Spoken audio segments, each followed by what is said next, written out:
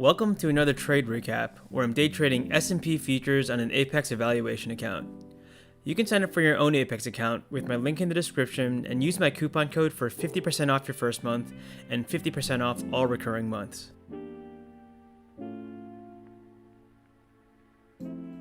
After seeing price drop throughout the overnight and pre-market sessions, I see that it takes liquidity, hits the 0.5 fib level on the daily chart, and energetically breaks market structure to be bullish on a 1-minute chart.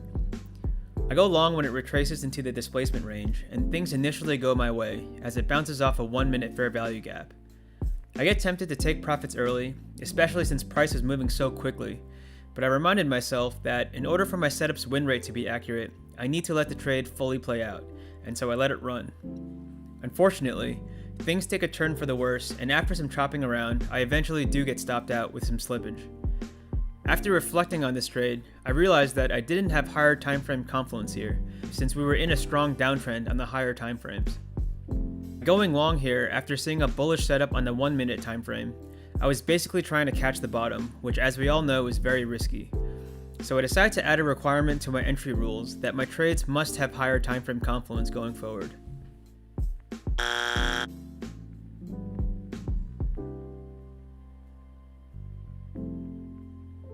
After getting stopped out on the last trade and seeing price continue to dump, I started to only look for bearish setups to follow the trend.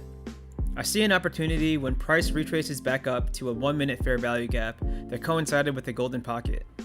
The only thing preventing this from being a perfect setup was that there wasn't a liquidity grab or fair value gap projection before the move to shift market structure.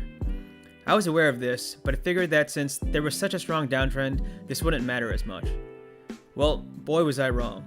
It was like deja vu from the last trade, where there was a promising initial move towards my profit target, but it just loses steam and ends up reversing all the way back to stop me out.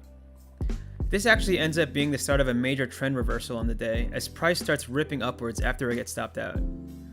This loss was pretty frustrating, mainly because I knowingly took a setup that did not meet all my entry requirements. I'm not sure if it was because I so desperately wanted to make my previous loss back or what, but I'm now even more determined to only take trades that meet all my entry requirements for the rest of this account. Today was just brutal. When I tried going long to catch the bottom of a downtrend, I get stopped out. Then when I tried to follow the trend, I get stopped out again from the beginning of a trend reversal.